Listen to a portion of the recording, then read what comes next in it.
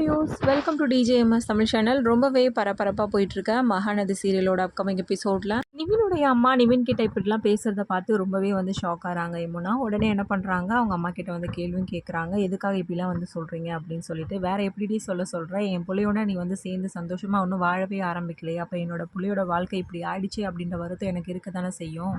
தான் நான் இப்படி ஒரு முடிவு எடுத்திருக்கேன் அப்படின்னு சொல்லிட்டு ரொம்பவே ஸ்ட்ராங்காக சொல்கிறது கேட்டு அதுக்கப்புறம் பயங்கரமாக கத்த ஆரம்பிக்கிறாங்க யமுனா. 2 பேரும் போடுற சண்டையை பார்த்து ரொம்பவே டென்ஷனான நிவின் என்ன பண்ணுறாரு, அப்படியே வந்து அங்கேருந்து கிளம்புறாரு. டே நிவின், நான் கேட்டுட்டு இருக்கேன், ஏன்டா பதில் சொல்லாமல் போகிற அப்படின்னு சொல்லிட்டு அவங்க அம்மா கேட்க, இங்கே பார்த்தீங்களா அவருக்கு அதெல்லாம் விருப்பம் இல்லை, தேவையில்லாமல் பேசிகிட்டு இருக்காதீங்க அப்படின்னு சொல்லிட்டு ஆர்குமெண்ட் பண்ணிட்டு இருக்காங்க அவங்க மாமியார்கிட்ட. பக்கம் ரொம்பவே பதட்டத்தோட விஜய் என்ன பண்ணுறாங்க, பாட்டியை பார்க்கறதுக்காக போகிறாங்க. பாட்டியை பார்த்ததும் ரொம்பவே எமோஷனலாக வந்து, என்னாச்சு பாட்டி, எப்படி இருக்கீங்க, பரவாயில்ல இப்போ உடம்பு அப்படின்னு சொல்லிட்டு ரொம்பவே நலம் விசாரிக்க ஆரம்பிக்கிறாங்க. ஏன் பாட்டி என்கிட்ட ஒரு வார்த்தை கூட நீங்கள் கூட சொல்லலை அப்படின்னு சொல்லிட்டு கேட்க, இல்லைடா விஜய் அது வந்து அப்படின்னு சொல்லிட்டு அப்புறம் சுற்றி வராங்க.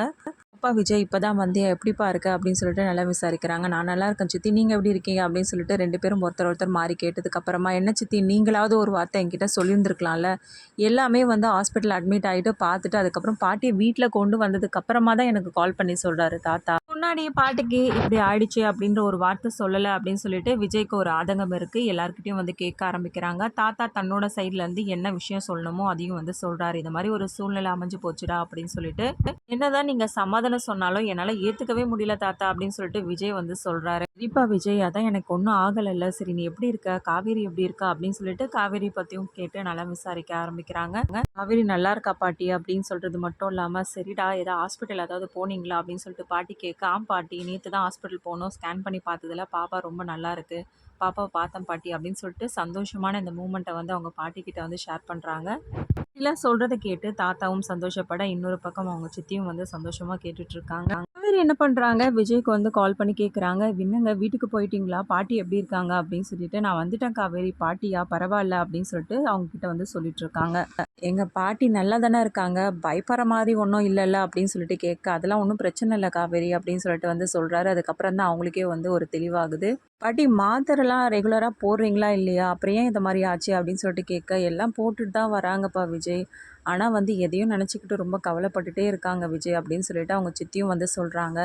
என்னாச்சு பாட்டி, ஏன் இவ்வளோ ரொம்ப இதுவாக ஸ்ட்ரெஸ்ஸாக இருக்கீங்க அப்படின்னு சொல்லிட்டு கேட்க, வேறு என்ன பண்ணுறது விஜய், நீ போனதுலேருந்து எனக்கு மனசே சரியில்லை, ஒன்று நினச்சிக்கிட்டே தான்டா இருக்கேன் அப்படின்னு சொல்லிட்டு ரொம்பவே எமோஷனலாக வந்து பேச, அப்படியே வந்து விஜயோட கண்ணிலேருந்து தண்ணீர் வருது. அப்பா விஜய், எனி டைம் வந்து ஒன்றை நினச்சே தான் புலம்பிகிட்டே இருக்கா அப்படின்னு சொல்லிட்டு வந்து சொல்லிட்டு இருக்காங்க தாத்தாவும். தாத்தா என்ன தாத்தா, நான் தான் உங்களை விட்டு விலைக்கு போயிருக்கேனே கோசம் உங்களோட நினப்பு எனக்கு இல்லாமல் இருந்ததில்ல தாத்தா, கொஞ்சம் விலகி இருந்தால் நல்லதுன்னு தோணுச்சு தாத்தா, மற்றபடி உங்களோட நினப்பு எனக்கு எப்படி இல்லாமல் இருக்கும், உங்களை விட்டுட்டு நான் எப்படி வந்து இல்லாமல் இருப்பேன் அப்படின்னு சொல்லிட்டு விஜய் வந்து சென்டிமெண்ட்டாக வந்து பேச ஆரம்பிக்கிறாரு. அதுக்கப்புறமா பாட்டியும் வந்து சாப்பிட சொல்கிறாங்க, மாத்திரைலாம் கொடுக்குறாங்க.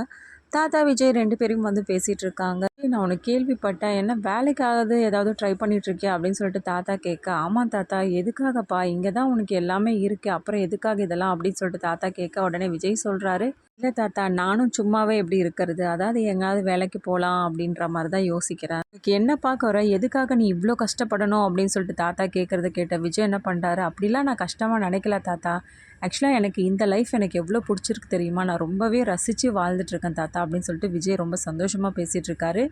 நீ இப்படிலாம் வந்து பேசுகிறத கேட்கும்போது எனக்கு சந்தோஷமாக தான்ப்பா இருக்குது, நீ இவ்வளோ கஷ்டப்படுறத பார்க்குற சக்தி எங்களுக்கு இல்லையேப்பா அப்படின்னு சொல்லிட்டு தாத்தாவும் சொல்கிறாங்க. என்ன தாத்தா, நீங்கள் எல்லாத்தையும் வந்து புரிஞ்சவராக தானே இருப்பீங்க, நீங்கள் எதுக்காக இப்போ இவ்வளோ ஃபீல் பண்ணிகிட்ருக்கீங்க, அதெல்லாம் ஒன்றும் இல்லை, நான் ரொம்ப ஹாப்பியாக இருக்கேன் தாத்தா அப்படின்னு சொல்லிட்டு வந்து விஜய் சொல்கிறாரு.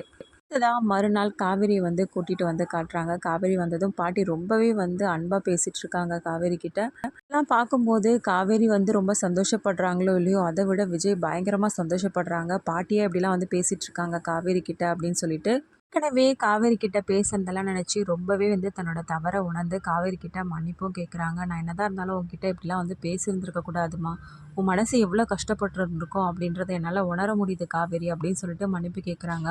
ஐயோ என்ன பாட்டி, நீங்கள் பெரிய பெரிய வார்த்தைலாம் வந்து சொல்லிட்டு இருக்கீங்க, நீங்கள் யார், நீங்கள் சொல்லுங்கள், பாட்டி தானே, என் மேலே உங்களுக்கு எல்லா உரிமையும் இருக்குது பாட்டி, திட்டுறதுக்கு அடிக்கிறதுக்கு எல்லாமே நீங்கள் பண்ணலாம், அதெல்லாம் நீங்கள் அதை நினச்சி வருத்தப்பட தேவையில்ல பாட்டி, அப்போ பேசுகிறதெல்லாம் நான் பெருசாகவே எடுத்துக்கல பாட்டி, ஏன்னா நீங்கள் அவர் மேலே அளவு கடந்த அன்பு வச்சுருக்கீங்க, அவருக்கு எதுவும் ஆகிடக்கூடாது, அவரோட வாழ்க்கை பாதிப்படையக்கூடாது, இது எல்லாத்தையுமே நினச்சி தான் உங்களால் பேச முடிஞ்சுது அப்படின்றத என்னால் உணர முடியுது பாட்டி, நீங்கள் வந்து இதனால் ஃபீல் பண்ண தேவையில்ல அப்படின்னு சொல்லிட்டு நம்ம காவேரியும் வந்து பேசுகிறாங்க.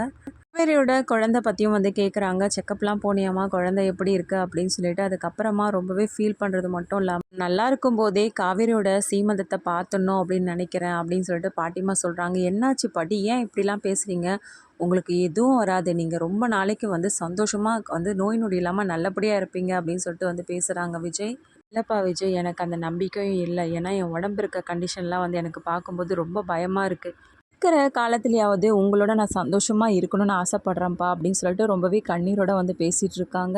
இந்த பாட்டி ஏன் இவ்வளோ வந்து ஃபீல் பண்ணிட்டு இருக்கீங்க அப்படின்னு சொல்லிட்டு விஜய் சமாதானப்படுத்த, சரிப்பா விஜய், சீமந்தத்துக்கு நம்ம மண்டபம்லாம் வந்து புக் பண்ணிடலாமா அப்படின்னு சொல்லிட்டு வந்து கேட்க ஆரம்பிக்கிறாங்க. பாட்டி அதெல்லாம் வேண்டாம் பாட்டி அப்படின்னு சொல்லிட்டு வந்து நம்ம காவேரியும் வந்து சொல்றாங்க. இல்லை பாட்டி, எனக்கு மண்டபத்துலலாம் வந்து பண்ணணும்னு விருப்பம் இல்லை அப்படின்னு சொல்லிட்டு வந்து நம்ம காவேரி சொல்றதை கேட்டு, பாட்டி என்னாச்சு? ஏன் மண்டபத்தெல்லாம் வேணான்ற, நமக்கு நல்லா கிராண்டாக பண்ணலாம் அப்படின்றாங்க. இல்ல பாட்டி, காவேரிக்கு பொதுவா வந்து மண்டபத்தில பண்ணணும் ஆசை இல்ல. சிம்பிளா வீட்லயே பண்ணா போதும் அப்படின்னு சொல்லிட்டு சொல்லிட்டு இருந்தா அப்படின்னு சொல்லிட்டு விஜய் வந்து சொல்றாரு. அப்படியாம்மா? வீட்ல பண்ணா போதுமா? ஆமா பாட்டி, வீட்ல பண்ணா போதும். நெறைய ஃபோட்டோஸ்லாம் எடுக்கணும்னு சொன்னா பாட்டி. அதெல்லாம் நெறைய எடுத்துடலாம் அப்படின்னு சொல்லிட்டு நம்ம விஜயும் வந்து சந்தோஷமா வந்து ஷேர் பண்ணிட்டு இருக்காரு. பேசிட்டு கிளம்புற தருணத்தில பாட்டி வந்து சொல்றாங்க, அதான் சீமந்தம் தான் வரப்போகுதுல்ல. அதுவரைக்கும் நீங்க 2 பேரும் இங்க இருக்கலாம்ல அப்படின்னு சொல்லிட்டு பாட்டி ரொம்பவே அன்பா வந்து கேட்டுட்டு இருக்காங்க. விஜய், காவேரி 2 பேர்கிட்டயும். பாட்டி அது வந்து எப்படி அப்படின்னு சொல்லிட்டு கேட்க, ப்ளீஸ்ப்பா எனக்கு நீங்கள் 2 பேருமே இங்கே இருக்கணும்னு ஆசையாக இருக்குப்பா.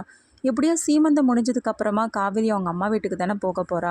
அது வரைக்குமாவது இங்கே இருக்கட்டுமே அப்படின்னு சொல்லிட்டு பாட்டி வந்து கேட்குறாங்க. பாட்டியும் வந்து சொல்கிறாங்க, பாட்டி தான் இவ்வளோ தூரம் கேட்குறாங்கல்லப்பா, பாட்டிக்காவது இங்கே இருக்கலாம்ல அப்படின்னு சொல்லிட்டு விஜய்கிட்டையும் வந்து கேட்குறாங்க. காவேரியும் வந்து விஜய்கிட்ட வந்து பேசுகிறாங்க, எங்கள் பாட்டி இவ்வளோ தூரம் ஆசைப்படுறாங்கல்ல, அதனால் வந்து இங்கே தான் இருக்கலாம் அப்படின்ற மாதிரி வந்து சொல்கிறாங்க. இன்னொரு பக்கம் கங்கா வந்து என்ன பண்ணுறாங்க, யமுனாவுக்கு கால் பண்ணி பேசிகிட்டு இருக்காங்க. யமுனாவும் வீட்டில் நடந்த விஷயத்தை பற்றி வந்து சொல்லிட்டு இருக்காங்க. என்னடி சொல்கிற, டிவோர்ஸ்க்கு வந்து அப்ளை பண்ணுற அளவுக்கு உங்கள் மாமியார் போயிட்டாங்களா? அதுக்கு நிவின் என்ன சொன்னார் அப்படின்னு சொல்லிட்டு கங்காவும் கேட்க, அவருக்கு இதில் விருப்பம் இல்லைன்னு தான்க்கா தோணுது. ஆனால் இவங்க பேசுனதை நினச்சி தான் எனக்கு ரொம்ப பயமாயிடுச்சுக்கா அப்படின்னு சொல்லிட்டு இருக்காங்க யமுனா. தானடி பார்த்தேன், நிவின் வந்து அந்த மாதிரிலாம் வந்து யோசிக்கிற ஆள் கிடையாதே அப்படின்னு சொல்லிட்டு நிவினுக்கு வந்து சப்போர்ட்டிவாக பேசிகிட்டு இருக்காங்க. அடுத்ததா விஜய், காவேரி 2 பேருமே கொடைக்கானல்ல உள்ள வீட்டுக்கு ஹோம் ஸ்டே பண்ணுறத பற்றி வந்து பேசிட்டு இருந்த விஷயத்தையும் வந்து யமுனா கிட்ட வந்து சொல்லிட்டு இருக்காங்க. என்னக்கா, யாரோட வீட்டுக்கு யார் முடிவு பண்ணுறது? இவங்க 2 பேர் மட்டும் முடிவு பண்ணால் போதுமா? மற்றவங்களோட டிஸ்கஷன் எதுவும் தேவையில்லையா அப்படின்னு சொல்லிட்டு யமுனாவும் கேட்க, அதாண்டி எனக்கும் ஒன்றுமே புரியல. அம்மாவும் சரின்னு சொல்லிடுச்சுடி, அதுதாண்டி ரொம்ப கடுப்பாயிடுச்சு.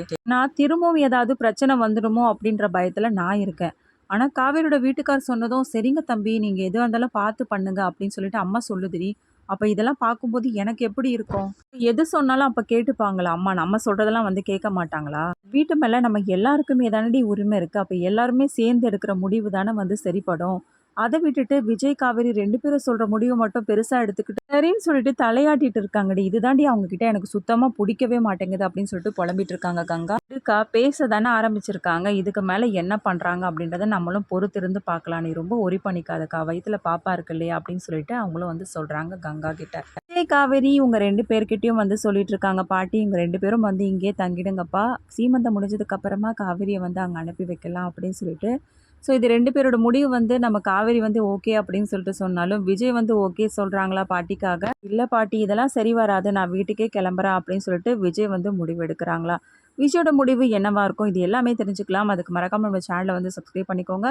கூடவே இருக்க அந்த பெல் ஐக்கானும் கிளிக் பண்ணிடுங்க. அப்பதான் நான் போடுற அடுத்தடுத்த வீடியோஸ் உங்களுக்கு நோட்டிஃபிகேஷன்ல வரும். ஓகே வியூவர்ஸ், தேங்க்ஸ் ஃபார் வாட்சிங் திஸ் வீடியோ.